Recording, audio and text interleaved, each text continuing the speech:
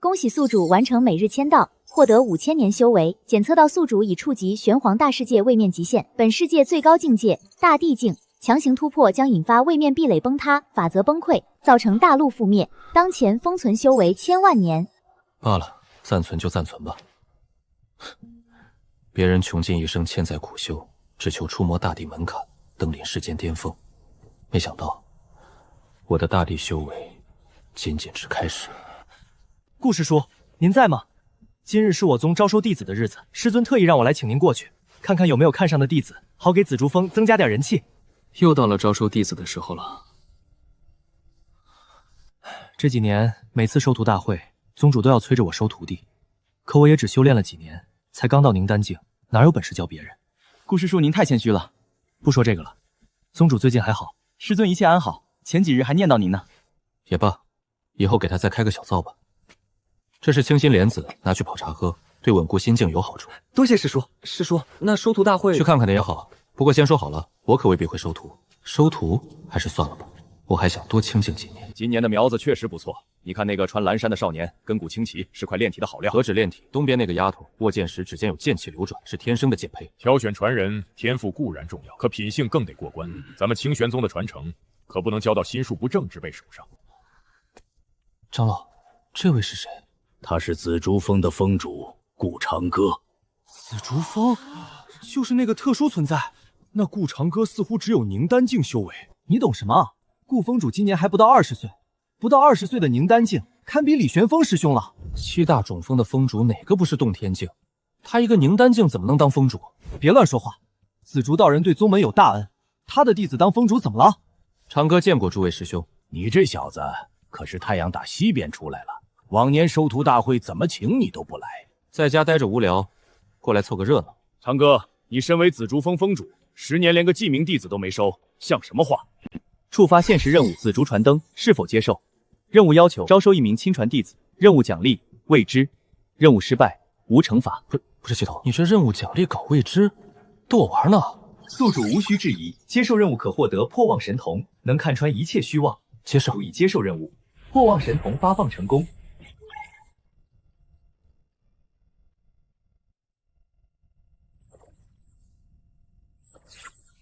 大多是些尚可雕琢的璞玉，却没一个能让我有收徒冲动的。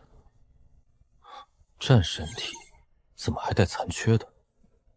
检测到目标遭本命骨暗算，先天看本源受损，导致体质发育不全，需用先天灵髓驱除毒素，用9转金丹补全残缺体质，方能修复。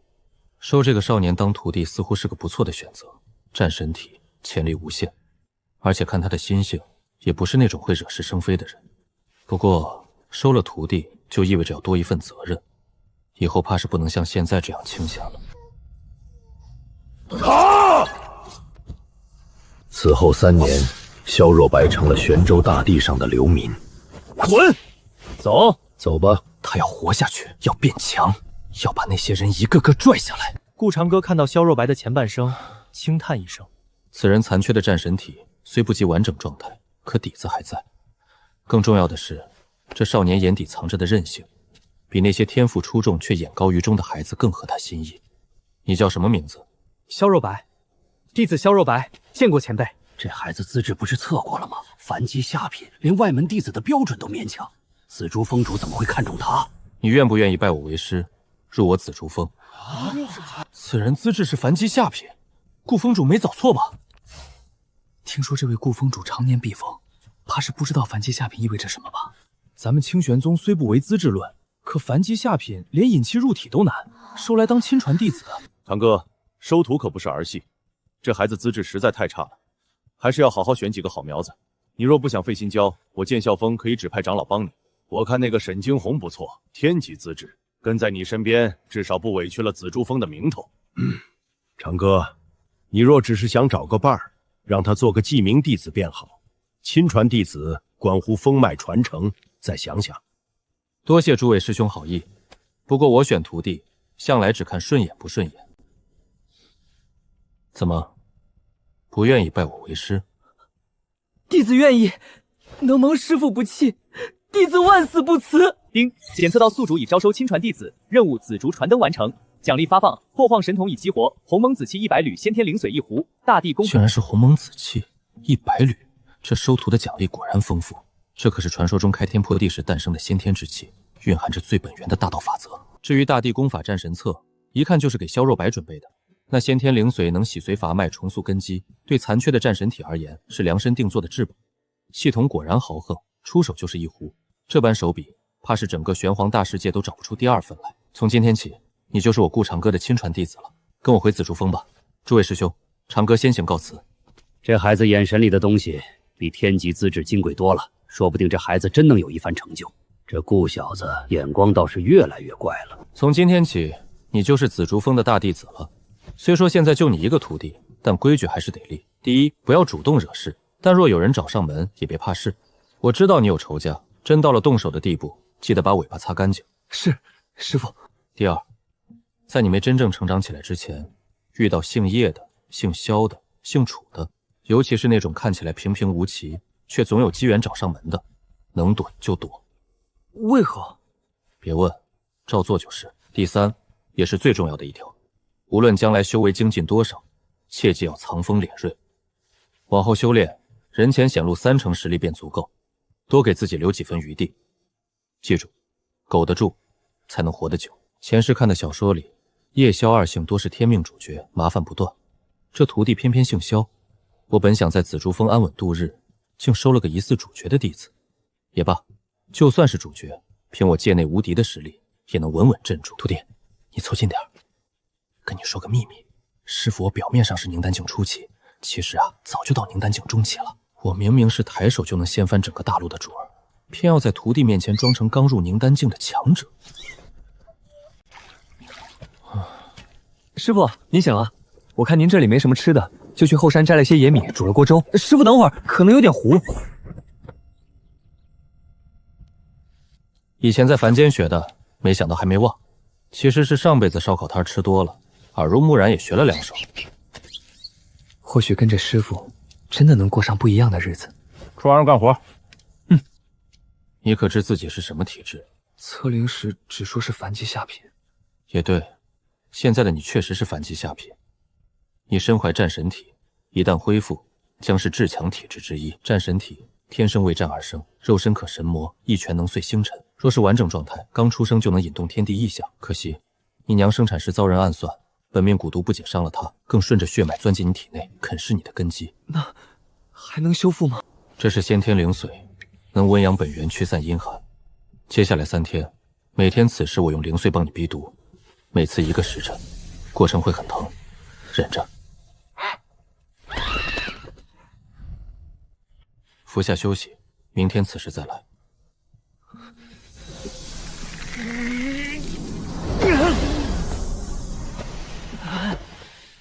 蛊毒清干净了，现在该让你的战神体彻底醒过来了。服下它。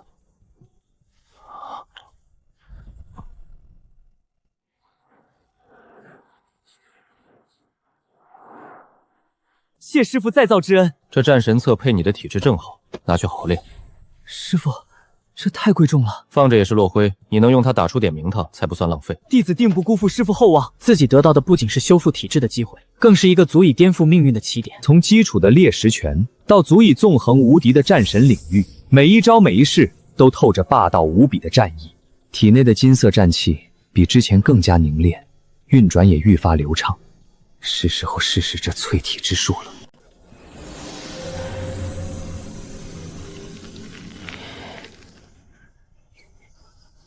炼体境9层，攻城！师傅，弟子已入炼体境9层，还行，没浪费这体质。你现在是炼体极境9层，就得在炼体境打磨到极致，让每一寸筋骨都浸透战气，化作铜墙铁壁，再考虑突破。萧若白，这个看不透我功法给你，此法能收敛气息，隐匿修为，比寻常敛息诀高明100倍。这看不透不仅能隐匿修为，还能模拟其他体质气息，压战神体锋芒。是行走在外的保命符。弟子明白。收敛气息，变回3天前的样子。记住，少说话，他们是来看你的。顾师弟，打扰了。今日收徒大会之事刚处理结束，你收了位新弟子，我等过来看看，顺便送些修行用的物件。这是些固本培元的丹药，小孩子家刚入门，用得上。孩子在顾峰主这里要好好修行，有难处可去丹立无比，你且先用着。谢谢宗主，谢谢各位峰主。顾老弟，这孩子体质看着确实弱了些，需多费心。这孩子能被你看中，定有不凡之处。只是修行之事急不得，若是丹药不够，尽管开口，宗门库房还有些存货。如此，多谢师兄了。宗主师兄，此次收徒大会收获如何？这一届资质尚可，天级下品资质有3位，好好培养的话，突破天人境问题不大。若是机缘足够，或许能搏一把王者境。还有几个灵级上品也算不错了。这群老家伙果然个个都是老六，明面上的修为竟比真实境界低了不止一个大境界。看来清玄宗能在玄州立足，靠的可不止表面那点实力，倒是比往届强些。顾师弟，这孩子虽看着孱弱，但能入你眼，想必有过人之处。不如让他也参与参与，多和同门交流，总比闷在紫中锋好。再说吧，看他到时候能不能引其入体。也好，不强求。那我等便不打扰了。师傅，他们都是些老狐狸，天级下品资质在他们眼里是宝贝，在你这战神体面前不值一提。去修炼吧。成了，这速度绝大当初预料的还快了3天。师傅，我突破了。顾师叔在吗？弟子沈金湖奉宗主之命送些丹药过来。好浓郁的灵气，难怪收徒大典当日，宗主师傅望着紫竹峰方向低声叹息，没拜师紫竹峰，可惜了。玄阳子那老狐狸，天级上品资质竟对外只说是天级下品，惊鸿剑体配当天级上品资质，这丫头的潜力比那3位天级下品加起来还强。顾师叔，弟子今日来，一是送宗门分发的月历丹药，二是想问师叔一句话。说。收徒大会上，宗主还想让您收我为徒，却最终选了这位师弟。弟子自认资质不算差，剑道天赋更是同辈强者，为何师叔偏偏不肯收我为徒？弟子并非质疑师叔的决定，只是实在想不明白。这次送丹药也是我主动请用，就想亲自来问问。你想知道，其实很简单，你资质是天级，对吧？是的。可你看我，修为不过凝丹境初期，修炼经验尚浅，我收你为徒，岂不是耽误你的前程？可您是峰主，峰主就不能修为低了。我入门也不过10年，和你年龄相仿，只是机缘巧合继承紫竹峰罢了。不信你去问宗主我的底细，他最清楚了。弟子明白了，多谢师叔解惑。丹药送到，弟子告辞。师父刚才说自己是凝丹境初期，可明明前2天还偷偷告诉我，他其实是凝丹境中期呢。这秘密也就我知道。傻笑什么？没什么，师父，就是觉得您说的对。再叫就把你毛拔了做胆子，还愣着干嘛？抓紧去修炼。回来了，紫竹峰一行可有什么收获？师父，丹药已送到顾师叔手上，可紫竹峰的灵气那般浓郁，顾师叔只有凝丹境，能守得住紫竹峰吗？你可知顾师弟的来历？他10年前被紫竹道人收留，在紫竹峰修行，后来紫竹道人云游离去，便将这紫竹峰传给了他。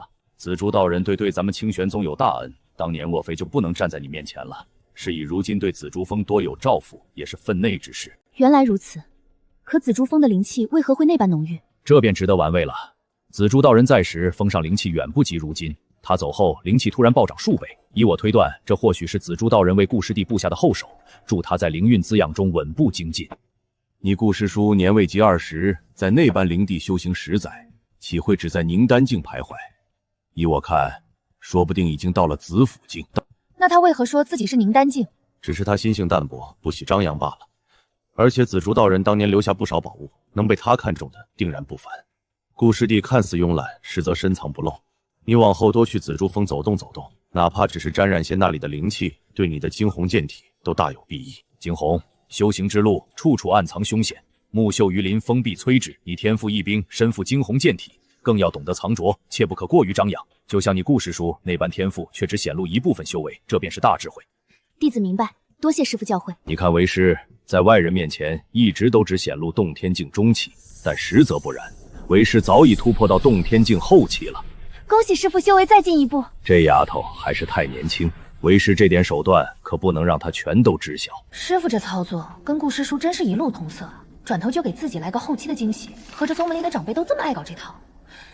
师傅，若是没别的事，弟子就先告退去修炼了。难怪他们能处到一块儿去，这藏博的本事真是不相上下。还有事？师傅，您说要懂得藏拙，弟子觉得十分有理，只是弟子不知该如何隐藏自身修为。您那里可有合适的敛息诀？你能有此想法甚好，这是清玄莲敛息诀，但用来隐藏修为足够了，你且拿去好生研习。多谢师傅，弟子明白分寸。一群跳梁小丑，不值一提，宗主自能轻松应对。焚天宫此时上门，怕是来者不善。这群家伙定是来炫耀新收的弟子。诸位随我去山门看看。猎龙主倒是稀客，不知今日大驾光临，所谓何事？1年后的7大宗门比斗定在我焚天宫，特意来知会你一声，也好让贵宗早做准备。哦，猎龙主这消息倒是让人意外。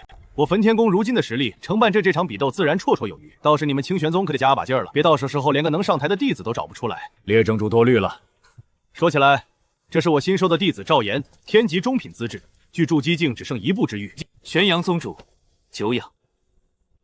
我乃焚天宫首席大弟子林烈，20岁，宁丹中期。听闻玄宗人才济济，不知哪位敢出来与我一战？听说你们今年也收了几个好苗子，不如叫出来交流交流，别藏着掖着了。听说你有个得意弟子叫李玄风，怎么今日不见踪影？莫非是怕了，不敢出来见我们？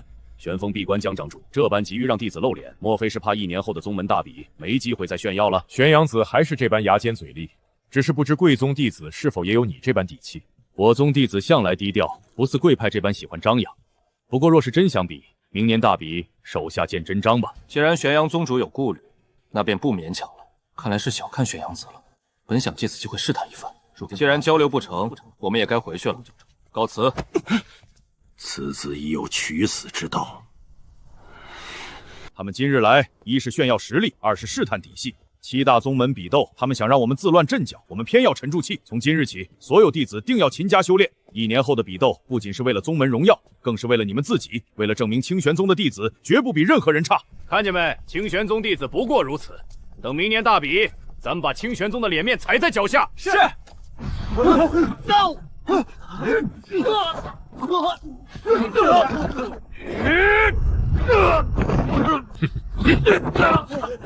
有种别跑！让你把我迎客松，没打断你腿算客气的。在我山门放肆也就罢了，还想折辱我宗弟子，真当我玄阳子是任人拿捏的软柿子？这顿拳脚算是给你们的嚣张结个利息。到底是谁？此仇不报，我烈天雄就不姓烈。会不会是清玄宗？不可能，就清玄宗那怂样，哪有这等高手？除非他们禁地那几个快入土的老怪物出关。可刚才那人气血旺得像头牛，哪像块咽气的？肯定是咱们以前得罪的仇家。好家伙，这是谁干的？下手比我还黑，真是解气！又是你，还敢回来找死？你瞎叫唤啥？我刚路过，好不好？这才顺眼多了，让你吼我。现在知道谁嗓门大了吧？这货气息咋有点眼熟？这壮汉看着像哪个疯的莽货？嚯，谁比我还急？下手够狠啊！算了，现在揍他们好像有点不讲武德。等他们养养精神，我再给他们来个惊喜2连击。到底是哪个挨千刀的？都说君子报仇10年不晚，清玄宗倒好，报仇是从早到晚。其实我本来还想亲自下场，现在看来，宗主和封主们比我先下手一步。看着他们这么惨，我今日还是先不动手了，等他们今日休息一番，明天再给他们一下吧。唉，我还是太善良了，看不得世人疾苦。你看他们，先是被宗主揍了，又被石师兄敲了，现在连叶师兄都忍不住去踩两脚，太惨了，实在太惨了。我若再补上一刀，岂不是趁人之危？这叫君子报仇，讲究个细水长流。在这片广袤地域上，共盘踞着7大宗门，彼此制衡，维系着修行界的秩序。清玄宗坐落于玄州腹地，以青云山脉为中心，势力范围辐射方圆万里。焚天宫位于极南火山地带，主修火系功法，门人性格暴烈，战力凶悍，向来与清玄宗不对付。7大宗门每3年举办一届比武，由上届第一承办，比试既论修为高下，也定资源、灵脉与矿脉归属，排名越靠前，所得修炼资源越丰厚。焚天宫广纳天级弟子，又有天人境长主烈天雄坐镇，野心勃勃。此番借宝物换来比武承办权，意在登顶玄州第一宗门。恭喜宿主签到成功，获得5000年修为，获得大道至宝混沌青莲，获得极道地气9天龙魂戟。自从收萧若白为徒后，系统还挺贴心，知道自己收了徒弟，签到一些平常人能用的9天龙魂戟，蕴含9条龙魂本源。此物倒是合适若白。真正让我略感在意的，反倒是那株混沌青莲。此物扎根于混沌沌本源，每一片棱叶都承载着一道先天大道，倒是有些许不易。快，再走50里就到咱们天宫地界了，看谁还敢动手！公主，您说昨晚那瘦子到底是谁？下手也太阴了。这就想跑？昨天说的细水长流，可不能不算数。你们见过从天而降的掌法吗？是万法阁，一定是万法阁的人。我们赢了赌斗，万法阁竟然如此不讲武德！好一个万法阁！输了就输了，就用这等手段报复，这笔账我焚仙宫记下了。快传讯，让宗门来人接应我们。此一击虽没有要几人的命，却也足以让你们在床上躺1个月了。我还想看1年后焚天宫的弟子在比斗大会上如何被揍的。竟然还有意外收获，有人背锅了，倒什么不赏识。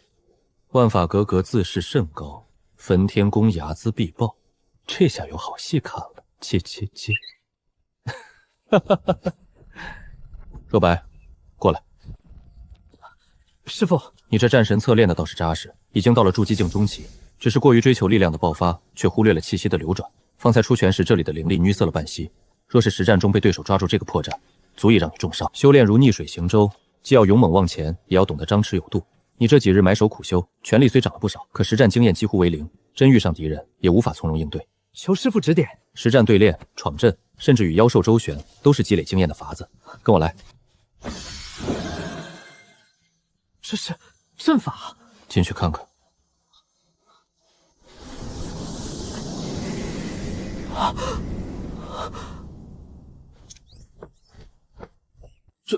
这是哪里？养了些妖兽给你练手用的。看见那几座山没？从这儿到那儿，这些妖兽修为最高在凝丹境，给你1天时间灭100只筑基期以上的妖兽。记住，只算筑基往上的。弟子明白。低于这个不算数。多谢师父。我在山外等你，天黑前没回来，今晚就没你的饭。师父放心，弟子一定完成任务。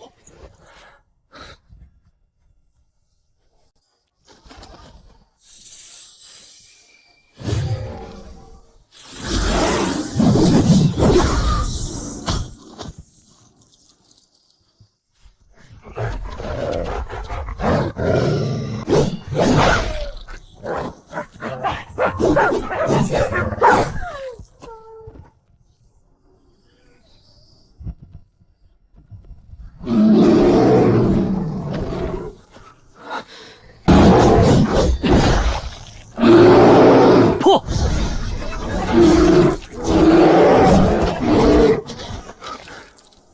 实战从不是戏耍，对敌人仁慈，便是对自己不负责。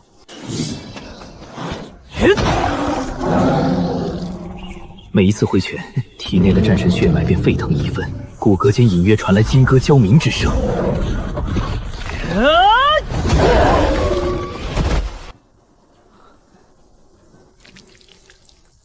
还有43只。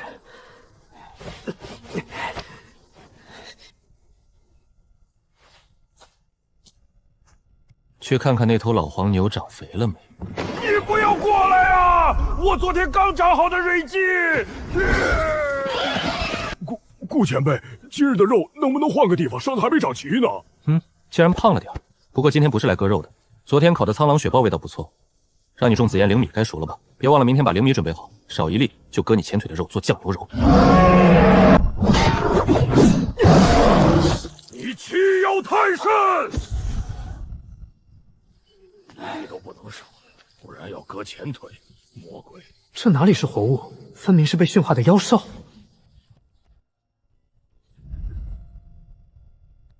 100只，不错，过来坐。师父，尝尝。这肉我用灵力炼化过，虽肉滋养身子倒是正好。不过你现在境界尚浅，不宜多吃，3-5块便够了。师父，这是什么肉，竟有这般奇效？就是条偷蛋的小蛟蛇，这肉质不错，便捉来割了点肉来烤了。弟子感觉体内灵力充沛了许多，比打坐3日还有效。今天的战斗你进步不小，懂得利用地形规避铁甲犀牛的冲撞，应对金甲蟒蛇也能及时变招，这是优点。但缺点也很明显，你太执着于正面硬拼，面对速度型妖兽时，身法过于僵硬。弟子知错，知错就改变好。今日你也累了，先回去休息。明日一早，我教你一套踏影步，学好了能让你在实战中更灵活。多谢师傅。轻点儿。这股力道太霸道了，它像复古之雀似的缠在经脉里，每次运功都会往骨头缝里钻。就是，弟子这胳膊明明接好了，可只要想抬起来，就像有只大手往下拽，疼得钻心。师傅，我这牙是不是长不出来了？查，给我接着查，定是万法阁那老匹夫干的。我明明留手了，就踹了烈天辉几脚，揍了他们一顿，怎么会伤得这么重？从天而降的掌法，我明明是穿着灰布短茶动手的，哪来的掌法？看来以后出手要加点力度了，可不能被其他师弟比下去。难道是我出手太轻了？好，打得好啊！让各据点的弟子都睁大眼睛，有什么新消息立刻传回。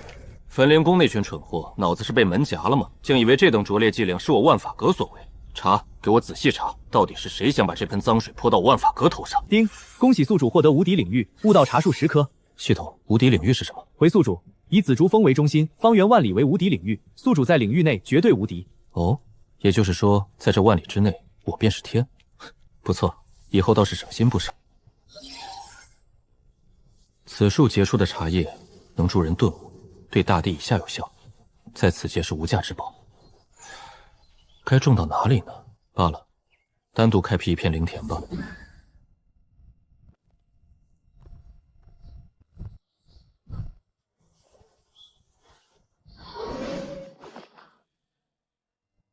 还差个打理药田的998、999、1000。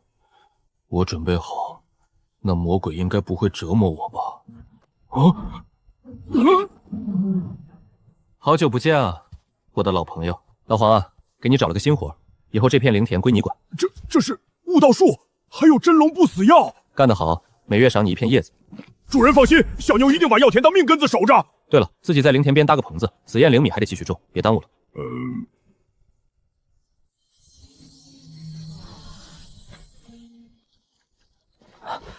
师傅，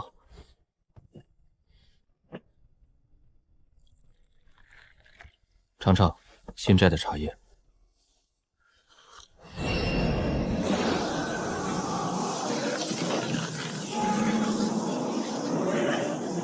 师傅，这茶自己种的茶就在那边，以后想喝自己去摘。既然境界稳了，便传你踏影步。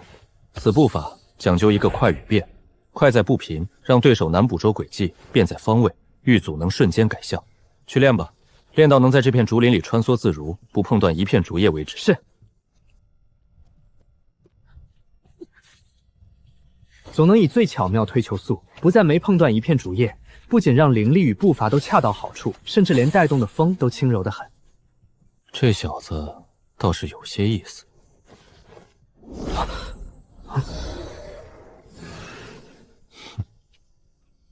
堂哥师弟，我来了。喏，给你徒弟的，这是青纹草，别看不起眼儿，煮成药浴最能温养肉身。我记得这小子刚入门时身子骨弱，寻常淬体汤都扛不住。这草性子温和，正好给他补补。师兄有心了，还是你这茶够。没想到你竟然还有后山摘的无名野茶。前阵子我翻宗门秘简，见上面画的悟道茶叶片脉络都跟你这茶一个样。可那玩意儿不是传说中能让大地顿悟的至宝吗？别说咱们清玄宗，就是万法阁那种传承万年的老古董窝，怕是也凑不齐一片叶子。喝茶。好家伙，你这茶当真了得！你这徒弟竟已到炼体1重天了。资质是凡级下品吧？这才不到1个月，竟到了炼体1重天，这速度可不慢。也就心性还可以，资质比你那惊鸿剑体徒弟差的不少。这孩子跟你一样闷不吭声的，却都藏着东西。我说长哥，你这弟子是块好料，但也不能总闷在紫竹峰修炼啊，多让他去前山转转，跟内门弟子比划比划。总憋着也容易练出心魔，不是？要我说啊，若白不想出去也不要紧，我就吃点亏，让我的几个弟子玄风、惊鸿他们多来紫竹峰陪陪他。绕了半天，原来在这儿等着呢。这老狐狸分明是变着法给自己徒弟谋福利。师兄，你该不会是想……你看惊鸿那丫头就是性子太傲，让她多来紫竹峰跟若白切磋切磋，磨磨性子多好。再说了，你那茶叶都是为了宗门将来着想。行吧，不过说好了，半月来一次，多了可不成。我还想多睡会儿懒觉。没问题，没问题，就半月一次。你看啊，我给你徒弟送了青文草，能不能再给我匀点茶叶，半斤不3两也行。我可不是自己贪嘴，主要是晴岳峰那老石头最近突破卡在瓶颈，还有剑啸峰几个小子练剑伤了经脉，这茶不是能安神悟道吗？给他们用用，说不定能早点突破。旁边架子上有2斤，自己拿。那我明儿个让他们带2壶新采的山泉水过来，听说用山泉水沏茶更香醇呐。玄风、惊鸿，滚过来！师傅，您这火急火燎的，是要给我们派什么好差事？明天一早，你俩去趟紫竹峰。去紫竹峰？顾师叔平时不是喜好清静，不需要外人打扰吗？你懂什么？主要是陪你萧师弟多交流交流。那孩子连个说话的人都没有，多可怜。师父说的是，之前我闭关突破无暇分身，如今出关了，是该去看望一番。若白，你这身衣服穿多久了？是该这小子换身行头了。回师父，从进山门就一直行头了。穿着这身出去，不知道的还以为我紫竹峰穷的揭不开锅。拿去试试，合不合身？师父，这……别这那的，去幻赏让为师看看。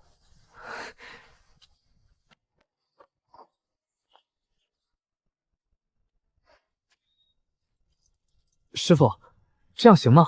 不错，像个正经峰主徒弟的样子了。这身行头，明天见师兄师姐，总算不丢紫竹峰的脸了。不过有件事得跟你们说清楚，若白那孩子资质嘛，不算顶尖，你们切磋的时候可得拿捏好分寸，尤其是惊鸿你，别动不动就拔剑出鞘，把你那惊鸿剑意收着点。要是把人孩子打怕了，伤了他修炼的积极性，我饶不了你们。师父，我有那么不懂事吗？你还好意思说？上次跟剑啸峰那小子比试，人家认输了，你还追着砍。要不是我拦着，他现在还躺床上呢。还有你们给我记牢了，你顾师叔最烦外人在他紫竹峰瞎折腾，去了给我乖乖听话，否则我扒了他的皮。为啥？哪来那么多为啥？你顾师叔手里的宝贝比宗主库房还多，让他顺心了，随便漏点东西都够你们突破的。都，弟子明白。这是擎天掌精药，顺便带给若白。兄，咱有必要这样吗？搞得跟偷鸡摸狗似的。很有必要。你又不是不知道这竹竹峰的好处，谁不眼馋？前阵子我突破前外出散心，路过竹竹峰时，就瞅见晴岳峰的石峰主大半夜的在竹竹峰半山腰挖狗洞呢。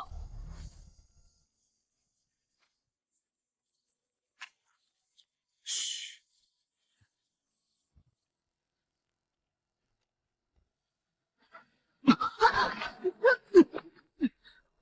该死！这顾师叔的阵法也太隐蔽了。看来咱们这功夫还是不到家呀。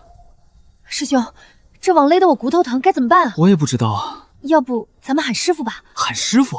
要是让他看见咱俩这样，得被他揍得下不了床。可总不能就这么一直吊着吧？天快亮了，待会儿若白师弟出来晨练，看见咱俩这模样，脸都得丢尽。那你说咋办？要不试试运气，喊顾师叔？喊顾师叔？他老人家要是以为咱俩是来偷东西的，直接把咱俩扔山下去喂狼咋办？你能不能小声点，生怕别人不知道我们在这儿。小声有什么用？这破网有人来救，否则我们根本出不去。真是怕什么来什么。就你会耍小聪明。这玄阳子教出来弟子倒是跟他一样投机取巧，罢了，再掉下去，怕是真要成腊肉了。下次想半夜串门，好歹提前踩好点。你们啊，这点本事还想学人家偷偷摸摸？看看你们石师叔，半夜来半山腰，都知道挖个狗洞钻，你们倒好，直接往阵法上撞。有刺客！师傅你后退！若白师弟，是我们啊，青云峰的李玄风和沈惊鸿。你们穿着夜行衣半夜闯进来，怎么看都不像好人。放下吧，是你玄阳子师伯派来的。交流需要穿成这样，还半夜来？师弟有所不知，我与你惊鸿师姐是想考验一下你的警觉性。师父，多谢师兄教诲，是师弟疏忽了，往后定当勤加练习，提高警觉性。以前怎么就没发现元丰这小子有着逗逼的属性呢？编起瞎话来一套一套的，还真把单纯的若白给唬住了。乖徒儿啊，你确实该多练练了。好了，既然人到了，就别杵在这儿了，你们自己去交流吧。狗洞，我的狗洞。若白师弟，这是我师尊让我交给你的擎天掌精要，你可知晓？这擎天掌乃是我清玄宗的核心秘籍，非封主亲传弟子绝不可学，切记不可外传。多谢玄阳子师伯厚爱，你师父与我师父相交莫逆，咱们本就该互相照拂。你之前未曾修炼过擎天掌，我且给你演示一番基础招式，你且看着。这第一式擎石，讲究的是蓄力于掌，刚柔并济，看似刚莽，实则暗藏泄力之法，最适合你如今炼体境一重的修为打基础。你试试运气于掌心，不必追求力道，先找对气感。初学这事时，最忌急于求成。我曾因一味追求掌力雄浑，导致经脉淤阻了好几天。你要记住，气运丹田时须如涓涓细流，运转至掌心时再慢慢汇聚，就像春日融雪般，看似轻柔却后劲绵长。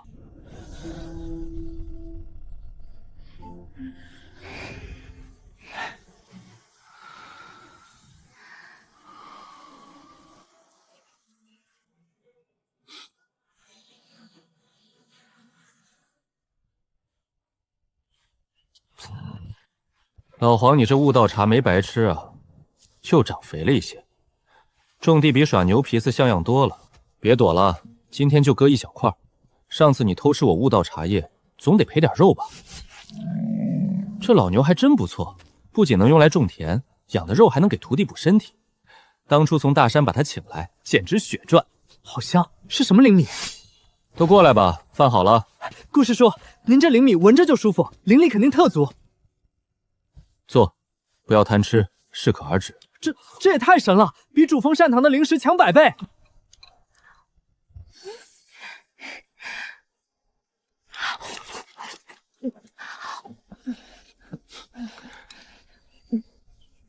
这灵石确实比食堂的强。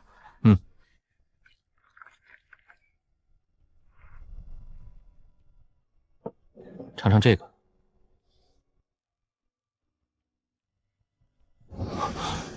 这是顿悟，别压制。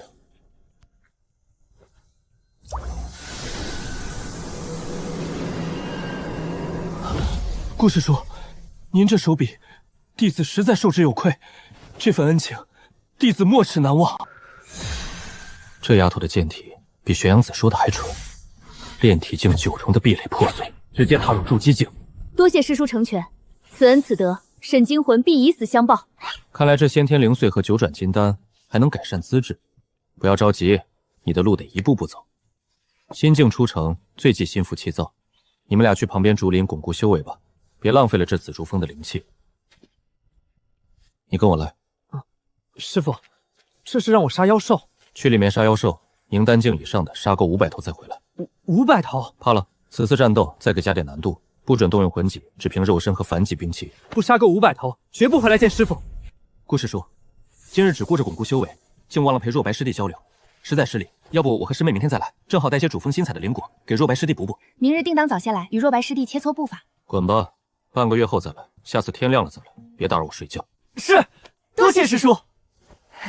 不对劲儿，这俩娃娃前几天还是凝丹后期和炼体9重，怎么一天不见，气息变强大了不少？坏了，这老东西最是爱凑热闹，怕是已经看出猫腻了。得，清静日子怕是要到头了。小兔崽子们都给我出来！明天跟老子去紫竹峰拜访你顾师叔。检测到宿主今日还未签到，是否进行签到？签到。丁，恭喜宿主完成今日签到，获得5000年修为。丁，恭喜宿主获得苍云秘境。苍云秘境内部有着100万里领土，灵气浓度是外界的100倍之多，深处藏有上古宝物和不朽传承。今日收获不错。怎么样？怎么样？没惹你顾叔叔生气吧？在紫竹峰收获怎么样？没和若白闹矛盾吧？师傅，您这洞府稳妥吗？什么稳妥稳妥？我这青云峰主殿，别说悄悄话，就是放个天雷都传不出去。咋了？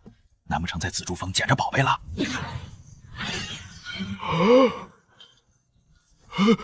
紫福境中期，紫福境中期，筑基巅峰！你们俩一天就跨了一个大境界，快告诉我发生了什么？顾师叔先让我们吃了早饭，后来泡了壶茶，我们各喝了一盏。你顾师叔那是有好茶。后来顾师叔捏碎梅金灿的丹药，取了点粉末融进灵气里，还滴了几滴乳白色的灵液，说是帮我们凝实根基。我就说你长歌师叔藏着宝贝，让你们去陪练，真是走对了。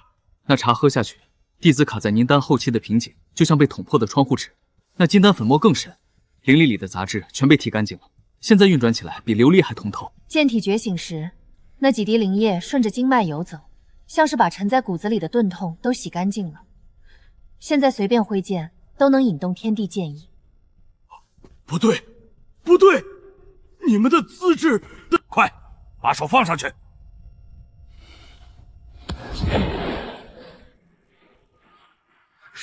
圣级，你也测？惊鸿，你可是天级上品，宗门年轻一辈独一份的天级上品呐！圣级，是圣级啊！2个，我清玄宗的2个天级资质竟都成了圣级！你小子如今竟一步跨了王级，直抵圣级，这要现了这天啊！丫头，你给我整个圣级中品，还带先天剑体，记住。你们的资质，除了我和你们顾师叔，绝不能让第5个人知道。这可是要现了这天啊！不行，明天我得亲自去趟紫珠峰。您去做什么？什么？你顾师叔赐予你等如此天大的机缘，我这做师傅的岂能连句像样的感谢都没有？得找件拿得出手的东西才行，总不能空着手去。不行不行，这玉虽能温养灵力，但在长哥眼里，怕是和路边石子没区别。这柄清风可是我当年斩杀3头紫电蟒才换来的，论品阶也是天级宝物了。罢了罢了。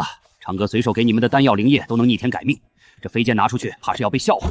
长哥师弟，救我！这破结界不讲道理啊！我就想进来串个门，他居然却自己动手捆人。清闲、墨尘，快起来！为师带你们去寻个大机缘，莫要声张。师傅，什么机缘非得半夜去啊？紫珠峰，玄阳子那2个徒弟从那儿回来后修为大涨，定是顾长哥那小子藏了好东西。擅闯其他峰不太好吧？怕什么？为师好歹是晴月峰主，去师弟那里串个门怎么了？好浓的灵气！傅灵腾，顾长哥，你个小兔崽子，居然在自家门口放这种阴险玩意儿！这就是您说的大机缘？意外，纯属意外。石师兄这是唱的哪出？大清早的，不去看管你那晴月峰的弟子，跑到我这竹林里荡秋千来了。师弟，别取笑我了，快放我们下来！我怎么知道师兄半夜来我竹珠峰是图谋不轨呢？还是想偷师呢？昨天我看见玄阳子那俩徒弟从你这儿出去，气息不对劲儿，就知道你准藏着好东西。你看我这俩徒弟资质平平，你就发发慈悲，也让他们沾沾光。你这2个徒弟，一个天级下品资质，一个天级中品资质，放在7大宗门，哪个不是宝贝疙瘩？这就是你说的资质平平。跟玄阳子那俩徒弟比，可不是平平无奇嘛。你们2个小家伙跟着这老不正经的师傅也是辛苦了。弟子石京横李墨尘拜见顾师叔。起来吧，既然来了，就进来喝杯茶吧。这2个少年年纪轻轻，一个18岁，一个20岁。如此年龄已是宁丹境，根基很是扎实，在同龄人中绝对算得上天才少年。石师兄平时对紫珠峰很是照顾，也罢，手心手背都是肉，也不能厚此薄彼。我这儿也没什么好招待你们的，就这灵气浓郁了一些，你们先找个地方修炼吧，带我去准备早饭。不用了，顾师叔，我们不饿。胡说，怎么能不饿？大清早的折腾到现在，肚子早该空了。长哥师弟的好意你们得领。这俩傻小子好不容易有机会蹭上一顿，怎么能放过？那就叨扰顾师叔了。无妨。正好老黄新磨了些灵米粉，再炖块牛肉，很快就好。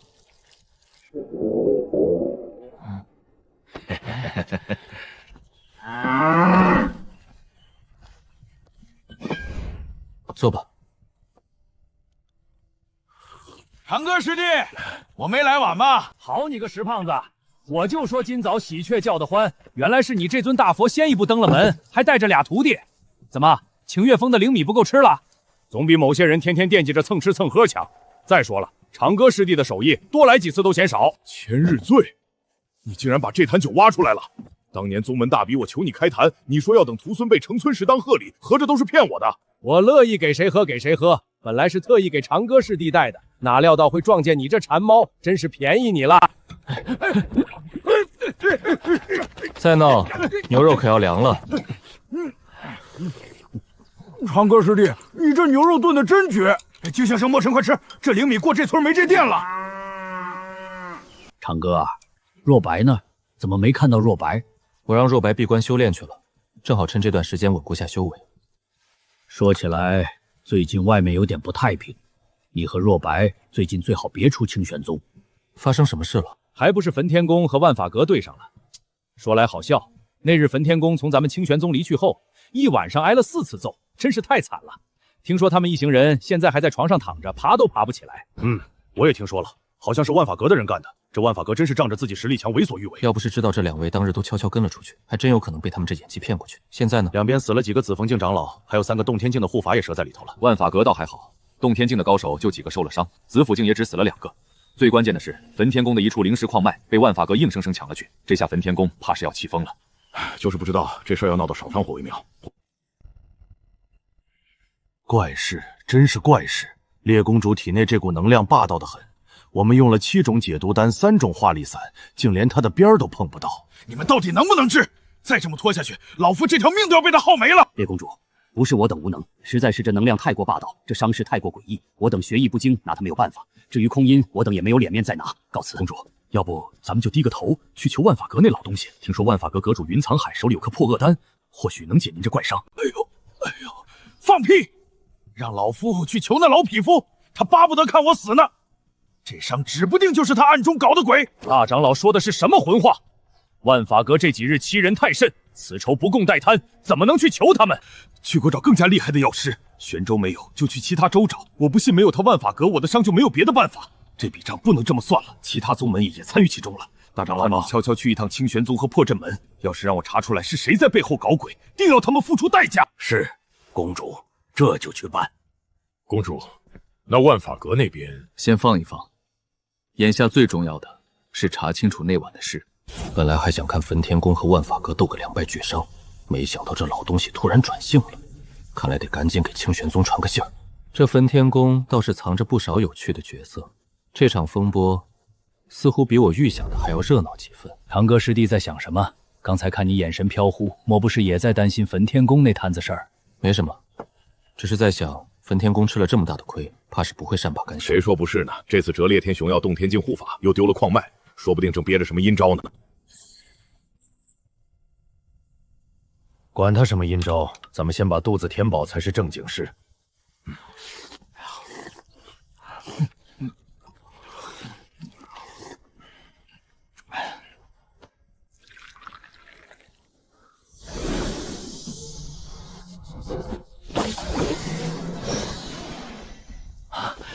多谢顾师叔。你们别这么看着我，9转金丹我就这么1颗，现在只剩这么一点了。至于先天灵髓，我也就不到10滴，现在也所剩无几，还得留着给我徒弟养身体呢。长歌师弟，我不是那意思，就是觉得你这手段太神了。是啊，长歌贤弟，今日之事真是多谢你了。其实我手中的9转金丹早已堆积如山，先天灵髓更是有满满1壶，但修行之路本就该历经磨砺，若是将这些神物轻易拿出，让弟子们不费吹灰之力就能提升，他们又怎会懂得珍惜？行了，喝茶吧。喝完茶，大家修炼一下吧。阁主，听说那烈天雄的伤还没好，药王谷的3位长老亲自去了焚天宫，结果也是束手无策。哦，连药王谷的人都没办法，这就有意思了。这几日焚天宫的人越来越放肆，屡次在边境挑衅，我们也没惯着他们，正好趁此抢了他们1个矿脉，杀了几个洞天境。虽说我万法阁不惧他们，但这黑锅我们可不能就这么背着。阁主说的是，我等这段时间一直在探查，可并未发现玄域有什么新面孔的高手出现。会不会是其他宗门的老祖出手了？就拿清玄宗来说，据我所知，他们之前有位天人巅峰的老祖叫玄尘子，100年前曾出现过，如果没死，说不定现在已突破王者境了。玄尘子倒是有些年头没听过这个名字了。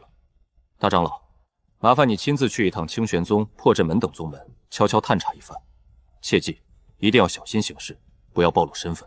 是，阁主，属下这就去办。不管是谁在背后搞鬼，只要敢在玄域兴风作浪，就不能忽视我万法阁的存在。以我王者境的修为，若真有人敢挑衅，定能让他付出代价。焚天宫的人要来，万法阁的人也要来，真是越来越热闹了。今日多谢长歌师弟款待，这份恩情我等记下了。长歌贤弟，大恩不言谢，以后若有差遣，请岳峰上下，万死不辞。多谢顾师叔成全，一路小心。长歌师弟，还有何事？这里面是1颗9金丹和1瓶先天灵髓，至于怎么用，就看你这个当宗主的了。长歌师弟，我去吧。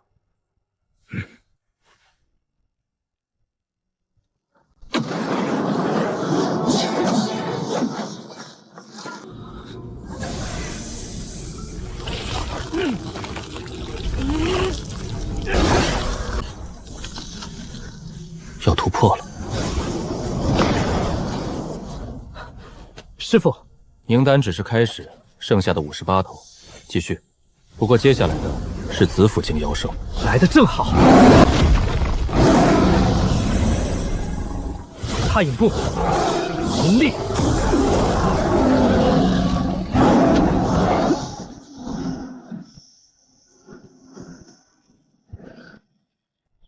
你们说，这般瞒着小杨子当真妥当？这孩子这几年为宗门操碎了心，头发都白了大半，兢兢业业。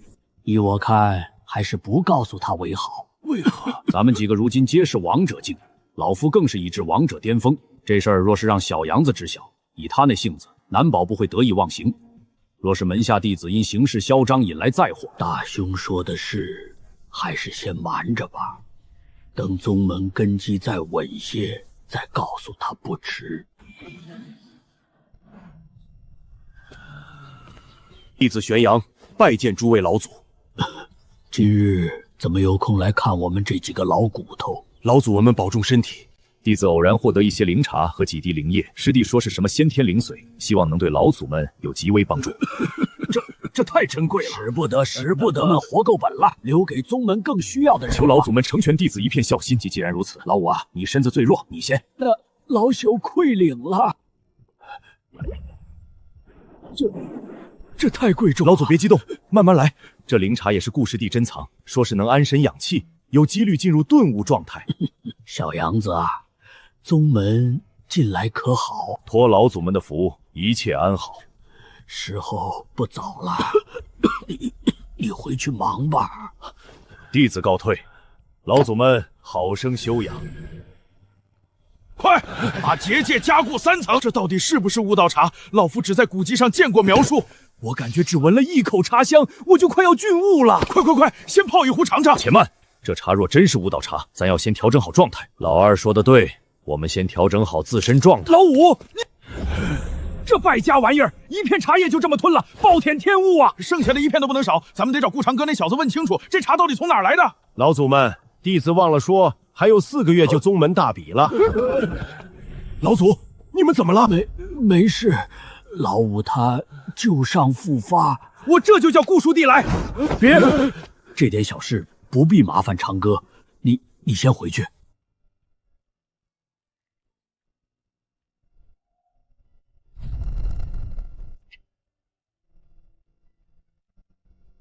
等我出去，非得揍玄阳子那小子一顿。不愧是地级资质，短短不到1个月的时间，从毫无修为修炼到凝丹境中期，这还是我刻意压制的结果。师傅，我突破了！别靠太近，你身上有股妖兽口水的味道。自己竟然这么快就达到了凝丹境中期，甚至隐隐有突破至后期的迹象。现在的我，是不是已经和师傅一样修为了？师傅平时除了嗑瓜子就是喝茶，也没见他修炼，说不定还停留在凝丹境中期。紫竹峰这么好的修炼环境，师傅也不知道珍惜，好好修炼。说不定我现在真的比师傅强了。等我打败了师傅，我就有理由督促师傅修炼了。不过我这一切都是师傅给的，就算以后师傅修为不增长，我也要好好保护师傅。师傅，以后换我来保护你。师傅，弟子洗好了。探查完了。师傅，弟子知错了。修为有所精进是好事，但切记不可骄傲自满。师傅，弟子想和您切磋一下。哦，想试试为师的实力？不敢，只是弟子想看看自己与师傅的差距。好，那便陪你玩玩。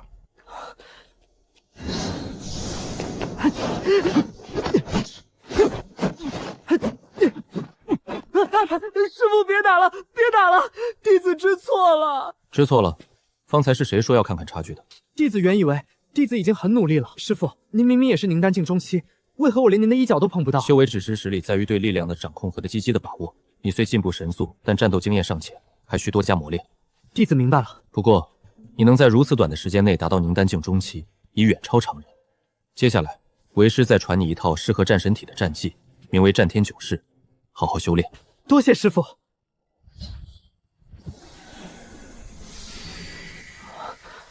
师傅，弟子一定不负所望。为师期待你的再次挑战。系统签到。丁，恭喜宿主签到成功，获得5000年修为。恭喜宿主获得天地玄黄玲珑塔。恭喜宿主获得地级极品灵脉乘以10。不错，又是不劳而获的一天。这日子好空虚，真羡慕前世的那些牛马可以享受996福报，为何我就没这命呢？哎，10条地级灵脉，裹着足以让任何宗门疯狂的浓郁灵气，正好找个夜深人静的时候埋进禁地底下。老年人也不容易，给他们改善下生活。秘境里100万里领土和上古传承，于他而言不过是些无关紧要的点缀，倒不如留给清玄宗当历练之地，一并处理。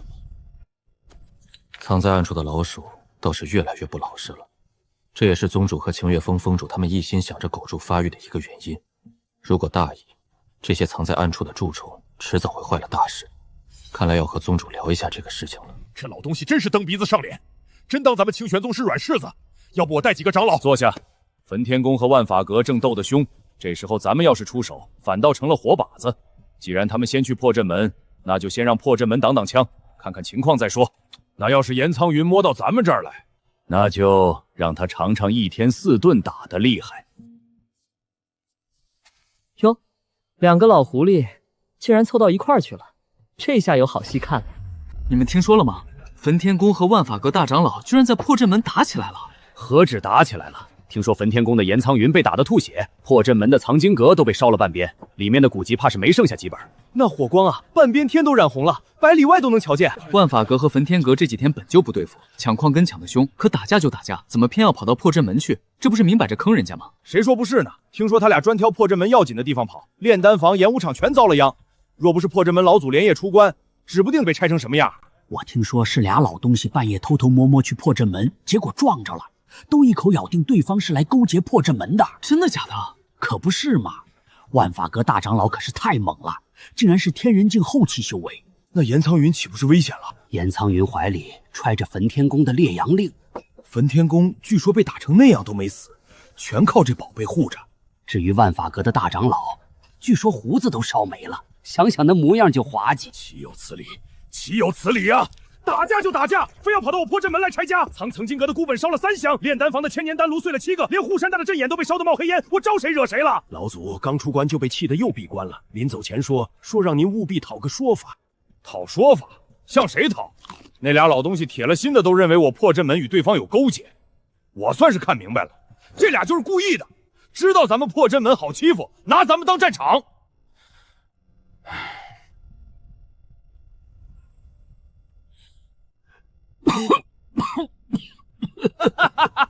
陈铁山那老小子，让他上次抢咱们的灵草，这下好了吧？被俩疯子拆了半拉宗门，活该！说来也奇，为什么专挑人家的藏经阁、炼丹房，倒像是有人在背后推了一把？谁知道呢？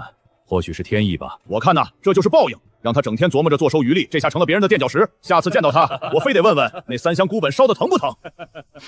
师傅最近怎么回事？经常有时候莫名其妙的就笑出来。师傅不会是在紫竹峰待的精神不正常了吧？师傅，您是不是修炼遇到什么瓶颈，走火入魔了？你这脑子里整天都在想些什么？为师好得很，比你这练拳都能摔跟头的小子正常多了。那就好，弟子还以为您在紫竹峰待久了，闷出了什么心事。难道是自己天赋太好了，师傅太高兴了？阁主，我说他怎么敢挑衅我万法阁，原来是联合了破阵门。你确定看到焚天宫与破阵门勾结？千真万确，我亲眼看见严苍云与破阵门门主在密谋。既然他们撕破脸，那就别怪我们不客气。传令下去，万法阁弟子即日起进入战备状态。是。好，很好。万法阁、破阵门，一个个都想踩我们焚天宫。正好7大宗门比斗快到了，咱们就在会上新账旧账一起算。去把地火窟里那3个老怪怪唤醒，就说本座准他们用焚天诀了。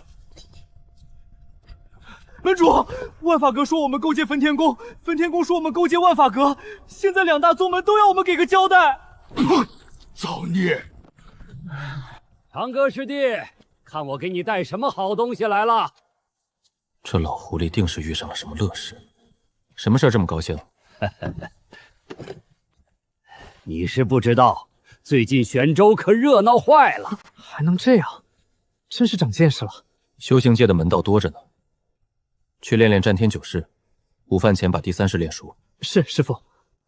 这是侧心剑魄，可变中间，是个清理门户的好东西。侧心玉佩，此玉佩能感应与宗底的真实念头，玉佩便会显露出灰黑色的有义气。若是忠心耿耿，则会泛起金光。像你这样的，便是赤诚之心了。长歌师弟，这宝贝真能揪出所有内奸？怎么，堂堂清玄宗宗主，连清理门户的魄力都没有？放屁！老子等这一天等了100年了。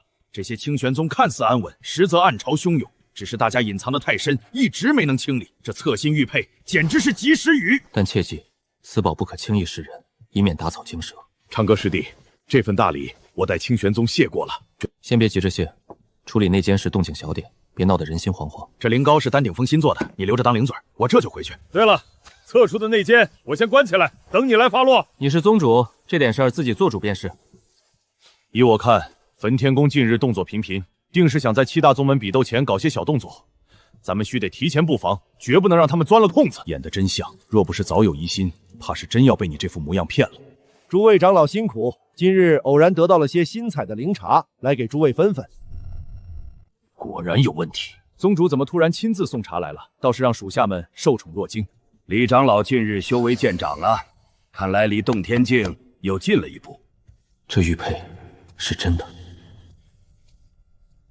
有了这侧心玉佩，清玄宗这潭水也该好好清一清了。3个内奸，执法堂长老王道龙、丹顶峰执事刘显、外门教习张猛，这便是3日内借着送灵茶论功法、查内务为由，用侧心玉佩筛出来的，比寓意的少。看来在我的打理下，清玄宗的根基还算扎实。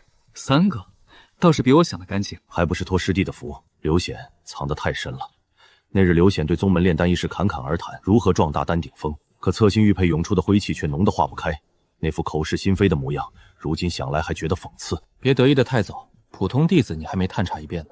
那是自然，骨干排查完了，弟子那边也得跟上。不过咱们清玄宗收清心试炼可不是摆设，能混进内门的大多是心性过关的。普通弟子里，就算有漏网之鱼，也掀不起什么风浪。我打算将宗门大比提前到1个月后，到时借着宗门大比的机会，将所有弟子测一遍。理由呢？突然改动日程，总要有个说法。就说7大宗门比斗在即，需要提前选拔参赛弟子，这个理由合情合理，谁也说不出不是来。借大比之名行排查之时，倒是想得周全。那是自然，等把普通弟子也筛一遍，清玄宗就算彻底干净了。